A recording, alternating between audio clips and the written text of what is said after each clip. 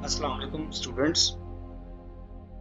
तो आज हम पीएमसी का यूनिट नंबर 4 का टॉपिक डिस्कस करने जा रहे हैं, स्टेशनरी वेव्स। स्टेशनरी वेव्स हमारे पास क्या होती हैं? स्टेशनरी वेव्स को हम लोग स्टैंडिंग वेव्स भी बोलते हैं। क्या स्टैंडिंग वेव्स भी बोलते हैं? ये पीरियोडिक वेव्स होती हैं, मतलब ये इक्वल टाइम इंटरवल के बाद रिपीट होता रहता है पैटर्न, लेकिन ये प्रोग्रेसिव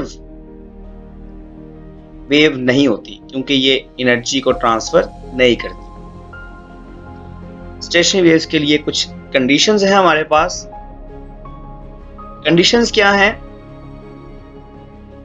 वेव्स का सिमिलर होना जरूरी होता है, सिमिलर वेव्स होनी चाहिए। फ्रीक्वेंसी, वेवलेंथ, एम्पलीट्यूड का सेम होना जरूरी है।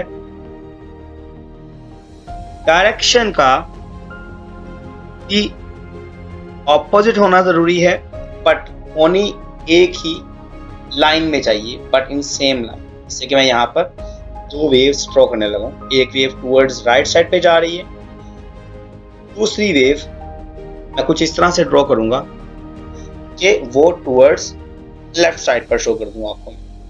जैसे यहाँ पर देखें कि टूवर्ड्स लेफ्ट साइड पर आ रही है। इन दोनों की फ्रीक्वेंसी, वेवलेंथ और एम्पलीट्यूड ऑलमोस्ट सेम है, तो जब ये ओवरलैप होंगी तो कुछ रिजल्ट हमारे पास इस तरह से देंगी, जो मैं शो करने जा रहा हूं। देखिएगा जरा,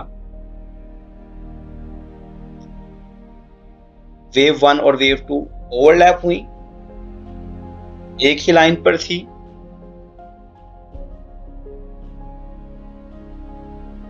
कुछ ऐसा पैटर्न बनाएंगे। वेव 1 है, इसके ऊपर ये वेव कहाँ है? 2 है।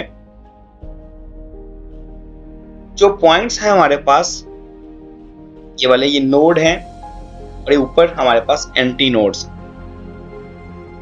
ठीक है। लास्ट पॉइंट है, ये हार्मोनिक फ्रीक्वेंसीज इसमें प्रोड्यूस होती हैं, यानी 1 2 3 4 5 1.5 फ्रीक्वेंसी आपने कहीं नहीं सुनी होगी। नोड क्या होता है जी?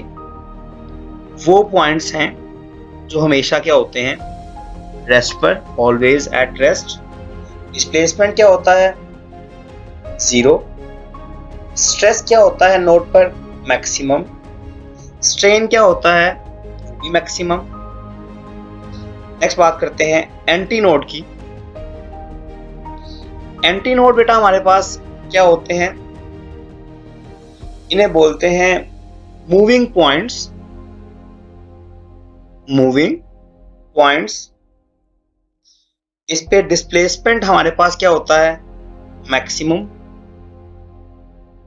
और स्ट्रेस मिनिमम, स्ट्रेन भी मिनिमम। इसी के साथ बताता चलूं कि जो हमारे पास डिस्टेंस होता है बिटवीन टू कंसेक्टिव नोड्स, वो होता है lambda by 2।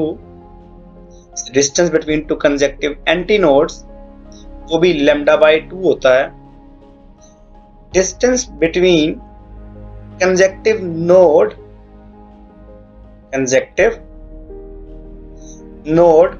And anti node, याद रखिएगा, वो लैम्डा बाई 4 होता है। दोबारा जरा ऊपर आ जाए। नोड वो पॉइंट होते हैं जो हमेशा रेस्ट पे रहते हैं, और ये फिक्स पॉइंट पर हमेशा नोड बनता है। इस तरह रस्सी को एक जगह बांध दे तो वहां पे हमेशा नोड बनेगा। एक पाइप अगर एंड से क्लोज है तो वहां पे हमेशा नोड बनेगा, और अगर पाइप का एंड ओपन हो तो वहां पे हमेशा एंटी नोड बनता है। ये याद रखिएगा। नेक्स्ट बेटा बात करते हैं एक एमसीक्यू की। एमसीक्यू है distance between two alternate nodes is 5 metre. 5 centimetre लिख लें इसको आप। then wavelength will be 10 centimeter, 5 centimeter, 20 centimeter, delta none of this। Alternate nodes के दरमियान फासला लैम्डा होता है, तो याद रखिएगा इसका आंसर भी 5 सेंटीमीटर ही आएगा। ओके जी, नेक्स्ट बेटा हम बात कर लेते हैं, एक टेबल बना लेते हैं। उसमें पहला कॉलम क्वांटिटी को रिप्रेजेंट करेगा, दूसरा कॉलम में हम एक पूरा टॉपिक लिखने जा रहे हैं, stationery waves in a stretched string. तीसरे कॉलम में हम बात करेंगे stationery waves in an air column, और एयर कॉलम में हम यहां पे किसकी एग्जांपल लेंगे, ऑर्गन पाइप। ठीक है बेटा। अब ऑर्गन पाइप हमारे पास दो कंडीशन में होता है, व्हेन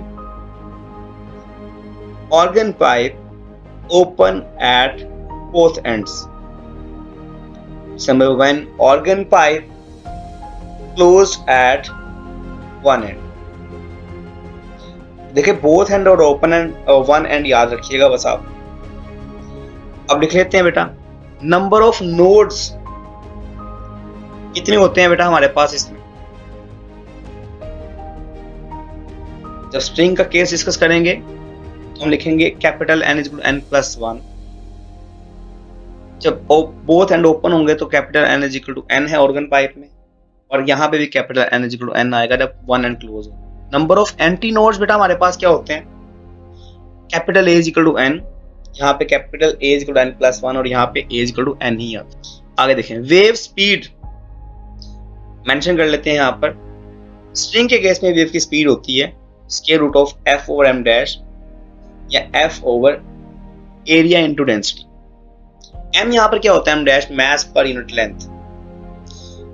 नेक्स्ट केस में स्पीड क्या होती है, V equal to F lambda, अगले में भी V equal to F lambda ही है। नेक्स्ट है बेटा फंडामेंटल फ्रीक्वेंसी। स्ट्रिंग के केस में, ऑर्गन पाइप के केस में फंडामेंटल फ्रीक्वेंसी हमारे पास स्ट्रिंग के केस में क्या होती है, F1 is equal to 1V over 2L या 1 over 2L square root of F over M dash. Next case में F1 1V ओवर 2L है, उसके अगले केस में F1 is equal to 1V over 1V over 4L। आगे है nth harmonic frequency. पहले case में बेटा हमारे पास क्या होगा, Fn is equal to nV over 2L या n टाइम्स F1। अगले केस में Fn is equal to nV over 2L या लिखेंगे क्या n टाइम्स F1। उससे अगले केस में Fn dash n dash V over 4L, n dash बाद में बताता हूँ क्या होता है। आगे देखें, wavelength of nth harmonic frequency, lambda n is equal to 2L by n, यहाँ भी lambda n is equal to 2L by n। Next वाले में lambda n dash is equal to 4L by n dash. 4L लिख लीजिएगा बच्चों आप लोग, यहाँ n की वैल्यू यहाँ पर क्या होगी 1 2 3 4। नेक्स्ट केस में बेटा हमारे पास क्या होगी 1 2 3 4, उससे अगले केस में भी 1 2 3 4 ही है, लेकिन n डैश यहाँ पर पहले दो केस में तो लिखना नहीं, अगले केस में 1 3 5 7 ही है। तो जो क्लोज एट वन है उसमें एंड है, उसमें जस्ट ओड फ्रीक्वेंसीज होती हैं। For stationery waves in stress string and stationary waves in organ pipe open at both ends। याद रखिएगा फंडामेंटल फ्रीक्वेंसी हमारे पास क्या होगी F1 और इसे लिखेंगे first harmonic frequency. First overtone को F2 से रिप्रेजेंट करते हैं और इसे सेकंड हार्मोनिक फ्रीक्वेंसी बोलते हैं। सेकंड ओवरटोन को F3 बोलते हैं। F3 क्या है, सेकंड ओवरटोन है, और इसके लिए हमारे पास थर्ड हार्मोनिक फ्रीक्वेंसी बोलेंगे। N क्या होता है, हार्मोनिक फ्रीक्वेंसी होती है, वो होती है O+1। अगर ओवरटोन दिया हो तो N कैसे निकालेंगे। नेक्स्ट बेटा, फोर स्टेशनरी वेव्स, स्ट्रिंग के केस में F1 भी होता है, F2 भी होता है, F3 भी होता है, F4 भी होता है, सारी हार्मोनिक फ्रीक्वेंसी होती है, इवन भी होती है, ऑड भी होती है। But for stationery waves in organ pipe closed at one and, fundamental frequency बेटा हमारे पास क्या होगी बेटा, वो F1 ही कहलाएगी, और इसे फर्स्ट हार्मोनिक फ्रीक्वेंसी बोलेंगे। जो F3 है इसे फर्स्ट ओवरटोन बोलेंगे और ये हमारे पास थर्ड हार्मोनिक फ्रीक्वेंसी कहलाएगी, क्योंकि इसमें इवन होती ही नहीं। F5 को फिफ्थ हार्मोनिक फ्रीक्वेंसी बोलेंगे, लेकिन सेकंड ओवरटोन बोलेंगे। यहाँ पे N डैश कैसे आएगा बेटा? यहाँ पे N बेटा हमारे पास होगा 2O+1, O की वैल्यू पुट कर दें यहाँ पर, N डैश आ जाएगा। यहाँ F1 होता है, F3 होता है, F5 होता है, F7 होता है। इसमें इवन फ्रीक्वेंसीज नहीं होती, जस्ट ओड फ्रीक्वेंसीज होती है